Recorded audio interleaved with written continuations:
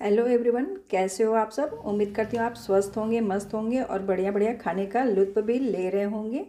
तो आज मैं आपके साथ एक ऐसी रेसिपी शेयर करने वाली हूँ जो कि ठंड के लिए बहुत ही ख़ास होती है, ठंड में ही सिर्फ बनाई जाती है। तो इसे हमने बिना तले बिना चीनी के बनाया हुआ है। ये है तो बहुत ही पुरानी रेसिपी। तो आज मैं बनाने वाली हूँ मक्के का चूरमा, जिसे कि बच्चे बड़े सभी खूब पसंद करते हैं। इसे 1 से 2 महीने तक स्टोर करके खाया भी जा सकता है। नमस्कार दोस्तों, आपका स्वागत है आपके अपने YouTube चैनल खाओ बनाओ किचन में। दोस्तों, अगर आपको मेरी रेसिपी पसंद आ रही है तो इसे लाइक शेयर सब्सक्राइब जरूर करें। तो चलिए देखते हैं कैसे बनता है ये।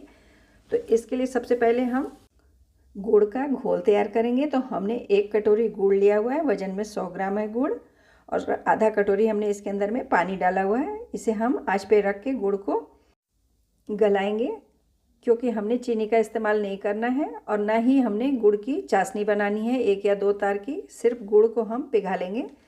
तो गुड़ मेरा पानी के अंदर अच्छे से घुल गया है। अब इसे हम थोड़ा सा गर्म ही रहने देंगे, फिर इसे हम छान लेंगे किसी छन्नी से, जिससे कि गुड़ के अंदर में जो किरकिरी वगैरह रहती है थोड़ी सी, तो वो अलग हो जाए, क्योंकि गुड़ में गंदगी होती ही होती है। तो आप देखेंगे कि छानने के बाद छन्नी पे थोड़ी सी इम्प्योरिटी रह गई है, तो गुड़ से अलग हो गई है। अब हम गुड़ के पानी को अलग एक साइड में रख देंगे। अब हम क्या करेंगे कि एक बाउल लेंगे और बाउल के अंदर में हम एक नाप वाली कटोरी से डालेंगे मक्के का आटा, और साथ ही में डालेंगे आधी कटोरी उसके अंदर सफ़ेद वाली तिल, और 1 छोटा चम्मच डाल देंगे इलायची का पाउडर। सारी चीज़ों को अच्छे से मिक्स कर लेंगे।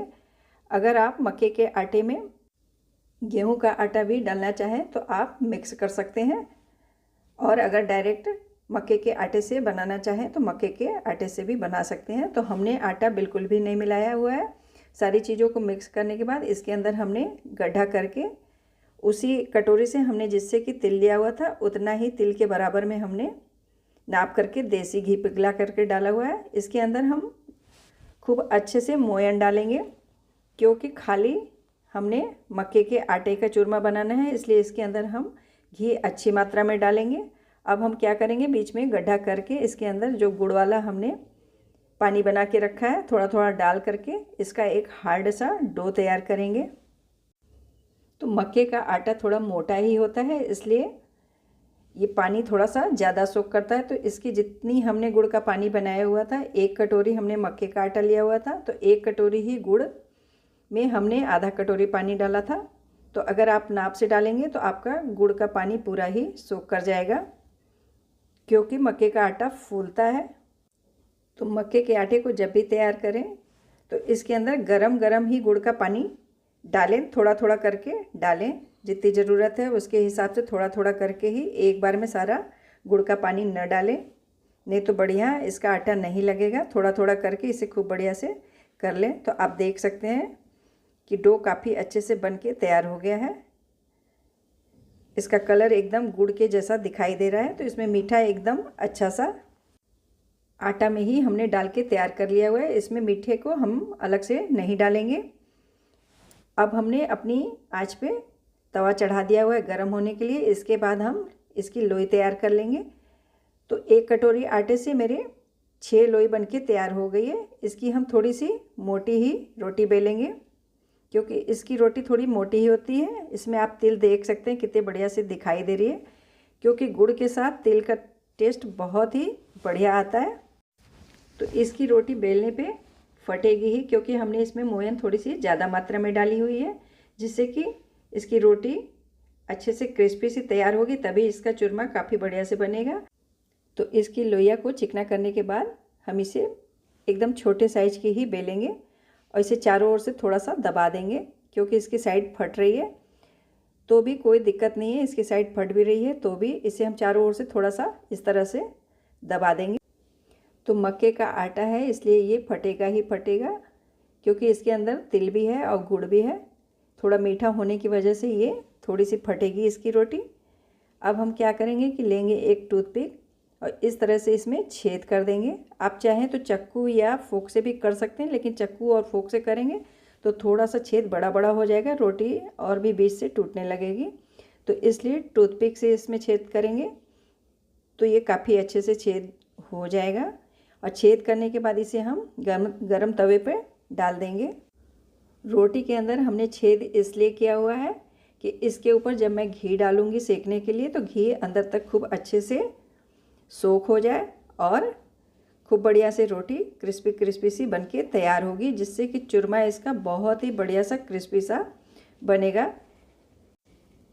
तो ये हमने दूसरी रोटी भी बेल के तैयार कर ली है। अब इसे भी हम तवे पर रख लेंगे। इसी तरह से हम तीसरी रोटी भी तैयार करके तवे पर डाल लेंगे। तो छोटी छोटी रोटी है इसलिए 2 से 3 रोटी एक बार में सिक जाएगी। और इसे हम अलट पलट लेंगे। तो आप देखेंगे कि पलटने के समय थोड़ी सी टूटने लगती है। तो हमने 3 रोटी एक बार में मैं सेक रही हूँ।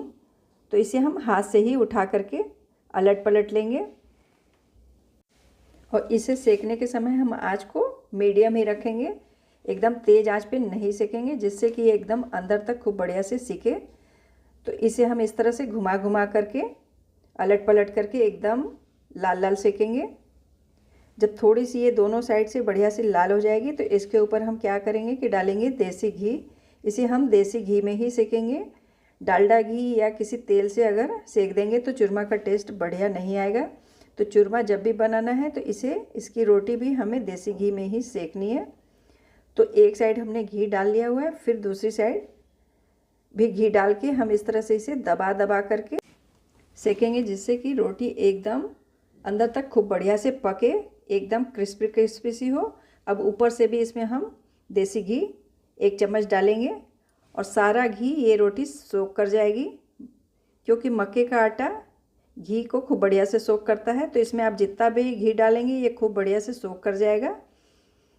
तो इस तरह से इसे हम घुमाते हुए अलट पलट करके खूब बढ़िया से क्रिस्पी सा सेक लेंगे। तो ये रोटी मेरी काफ़ी अच्छे से क्रिस्पी सी तैयार हो चली है। ये टूटने लग गई है, तो टूट भी रही है तो कोई बात नहीं, क्योंकि इसे हमने तोड़ना ही है, आगे चूर ही करना है।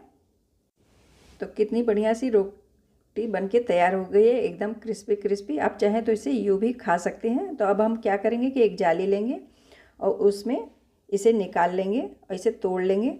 ये अभी बहुत ज़्यादा गर्म है।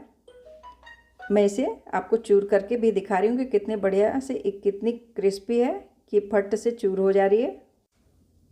इसे अगर आप हाथ से भी मसल देंगे तो इसका पाउडर सा बन जाएगा। तो इसे हमने जाली में इसलिए रखा है कि ये रोटी पसीजने न पाए, इसलिए हमने इसे जाली में रखा है।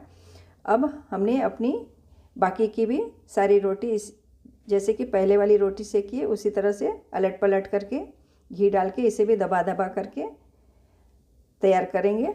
तो मेरा दूसरा वाला बैच भी तैयार हो गया है। तो इसे भी हम उसी जाली में निकाल लेंगे। अब हम इस तैयार रोटी को तोड़ लेंगे और इसे ठंडा होने के लिए छोड़ देंगे। जब ये ठंडा हो जाएगा तब फिर हम इसका पाउडर बनाएंगे, क्योंकि गर्म में पाउडर इसका नहीं बन सकता बढ़िया से। तो ये रोटी काफ़ी अच्छे से ठंडी हो चुकी है। अब आप इसे हाथ से भी मसलेंगे तो इसका पाउडर सा बनने लग जाएगा। आप चाहें तो जिस जाली में हमने इसे रखा हुआ है जाली में भी हाथ से उठा करके मसल देंगे तो भी आप देखेंगे कि नीचे की ओर इसका पाउडर निकलने लग गया। इस तरह से थोड़ा सा हाथों से भी मसल देंगे तो रोटी इतनी ज़्यादा क्रिस्पी होती है इसकी कि इसका पाउडर बनने लग जाएगा। तो आप देखेंगे कि थोड़ा सा ही मसलने पर नीचे में खूब बढ़िया से इसका पाउडर आने लग गया है। इस तरह से हमें इसका दरदरा सा पाउडर करना है। तो आप चाहें तो इसे किसी खलबट्टे में भी रख के कूट के इसे छन्नी से छान लें, और नहीं तो मिक्सी जार में रख के इसे पल्स मोड पे दरदरा सा इस तरह से पीस लें। इसे हमने एकदम महीन नहीं करना है, इसका दरदरा पाउडर ही करना है। तो आप देखेंगे कि पाउडर करने के बाद भी इसके अंदर में तिल बिल्कुल ही साबुत साबुत सी दिख रही है। तो इस तरह से थोड़ी थोड़ी सी रोटी हम छोटे वाले मिक्सी जार में डाल के पल्स मोड पे चला देंगे तो इसका खूब बढ़िया से पाउडर बनके तैयार हो जाएगा। बिल्कुल ही दरदरा सा पाउडर बनेगा। तो इस तरह से हम इसका दरदरा पाउडर बना लेंगे। तो हमने अपनी सारी ही रोटी का दरदरा सा पाउडर बना के तैयार कर लिया हुआ है। अब इसे हम सारे पाउडर को अच्छे से मिक्स करके इसकी थाली को एक साइड में रख देंगे गड्ढा करके। अब इसके अंदर डालने के लिए हम कुछ ड्राई फ्रूट फ्राई करेंगे। तो हमने अपनी आंच पे एक कढ़ाई में 1 चम्मच देसी घी डाला हुआ है। इसके अंदर हम 20 से 25 बादाम, 20 से 25 काजू और 20 से 25 ही पिस्ते को डाल करके इसे फ्राई कर लेंगे, इसे थोड़ा सा रोस्ट कर लेंगे। आप चाहें तो ड्राई फ्रूट को बगैर रोस्ट किए भी डाल सकते हैं, लेकिन रोस्ट करके डालने पर इसकी सेल्फ लाइफ बढ़ जाती है। चूरमे का लड्डू बहुत दिनों तक रखा जा सकता है। तो इसे हम रोस्ट करके एक प्लेट में अलग निकाल लेंगे और इसे ठंडा होने के लिए रख देंगे बादाम काजू को।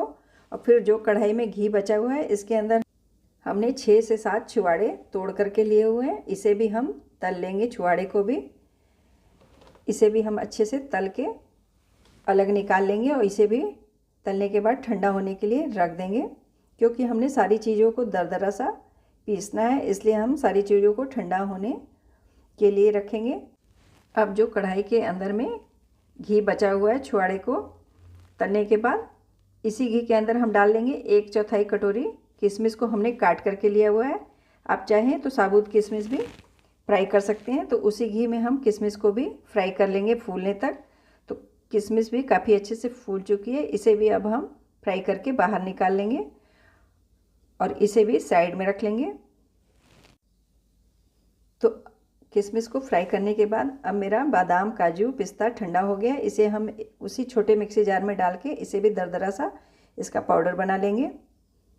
तो इसका भी पाउडर हमने दरदरा बना लिया हुआ है। इस तरीके से दरदरा बनाने के बाद सारी चीज़ों को हम दरदरा ही पीसेंगे और उसी पाउडर में, रोटी वाले पाउडर में, इस पाउडर को भी मिक्स कर देंगे।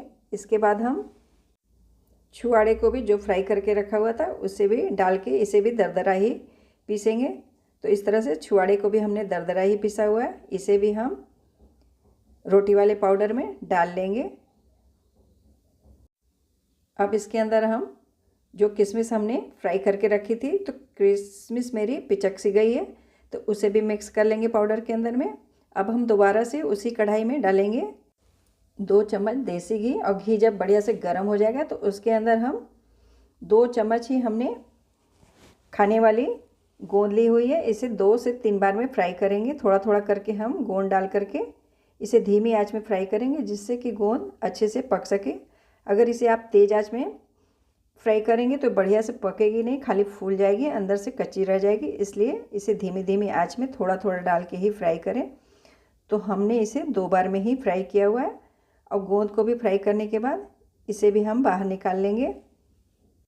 तो गोंद भी मेरी काफ़ी अच्छे से फ्राई हो चुकी है।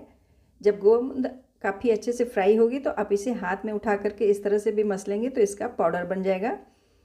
अगर कच्ची रह जाएगी गोंद तो इसका इस तरह से पाउडर नहीं बनेगा। अब हम क्या करेंगे कि उसी जार में डाल लेंगे फ्राई गोंद को भी और इसका भी पाउडर बना लेंगे। तो इसका भी पाउडर काफ़ी अच्छे से बन गया है। अब इससे निकालने के लिए हम क्या करेंगे कि उसी चूरमा के पाउडर को मिक्सी जार में डाल के इस तरह से निकाल लेंगे, ताकि अच्छे से गोंद का पाउडर चूरमा में मिक्स हो जाए, क्योंकि घी इसके अंदर में थोड़ा सा ज़्यादा मात्रा में था गोंद में, इसलिए मिक्सी में चिपक गया था। तो इसे भी हमने सारी चीज़ों को निकाल लिया हुआ है थाली के अंदर में, और इसे खूब बढ़िया से सारी चीज़ों को मसल के खूब बढ़िया से मिक्स कर लेंगे। तो इसके अंदर आप ड्राई फ्रूट अपने पसंद के हिसाब से जो भी ड्राई फ्रूट डालना चाहें वो डाल सकते हैं। ये ज़रूरी नहीं कि जो हमने डाला है वही आप भी डालें। तो आप देख सकते हैं कि इसका लड्डू कितना बढ़िया से बनने लग गया है बगैर घी के ही। तो सारी चीज़ों को मिक्स करने के बाद हम इसके अंदर डालेंगे 6 से 7 चम्मच देसी घी। देसी घी को हमने पिघला करके डाला हुआ है। अब देसी घी को डालने के बाद हम इसे खूब बढ़िया से मिक्स करेंगे फिर से। अगर आप देसी घी कम भी डालना चाहें तो कम भी डाल सकते हैं। ये थोड़े से कम घी डालने पर भी खूब बढ़िया से बंध जाएगा। ज़रूरी नहीं कि 6 से 7 चम्मच घी ही डालें। हमने घी इसलिए थोड़ा ज़्यादा डाला है जिससे कि इसका टेस्ट बहुत बढ़िया आता है, इसलिए। तो इस तरह से इसे हम थोड़ा थोड़ा सा हथेली में लेकर के दबाते हुए इसका मीडियम साइज़ का लड्डू तैयार कर लेंगे। लड्डू आप अपने हिसाब से छोटा बड़ा जैसा बनाना चाहें वैसे बना सकते हैं। तो इस तरह से हम इसे बना के रखते जाएंगे। तो इस चूरमा के लड्डू में आप चाहें तो खोया भी मिक्स कर सकते हैं, लेकिन खोया मिक्स करने से ये हफ्ता से 10 दिन ही चलेगा। आप इसे महीने 2 महीने नहीं रख सकते हैं, लेकिन इस लड्डू को आप कम से कम 2 महीने तक रख के खा सकते हैं। तो एक बार बना करके आप इसे 2 महीने तक खा सकते हैं। तो देखा आपने कितना बढ़िया से लड्डू बन के तैयार हो गया है। तो अब इसे हम सर्व कर लेते हैं एक प्लेट के अंदर में। और इसे सर्व करने के बाद इसकी थोड़ी सी गार्निशिंग हम पिस्ता के टुकड़ों से कर लेंगे। तो इस तरह से पिस्ते के टुकड़े को हम ऊपर से डाल लेंगे। तो कितना बढ़िया लग रहा है ना ये लड्डू। दोस्तों अगर आप कम मीठा खाने के शौकीन हैं तो ये लड्डू ज़रूर बनाइए, आपको बहुत ही टेस्टी लगेगा। ये बहुत ही टेस्टी बन के तैयार होता है लड्डू। अगर आप गुड़ में न बनाना चाहें तो रोटी का पाउडर बनाने के बाद आप इसके अंदर बूरा या चीनी को पीस करके भी डाल सकते हैं, लेकिन गुड़ के साथ ये बहुत ही टेस्टी बनता है हल्के मीठे का लड्डू। तो आप भी इसे ट्राई कीजिए और ट्राई करने के बाद हमें कमेंट करके बताइए कि आपको ये रेसिपी कैसी लगी। तो मिलते हैं फिर किसी और रेसिपी के साथ। Thank you, bye bye.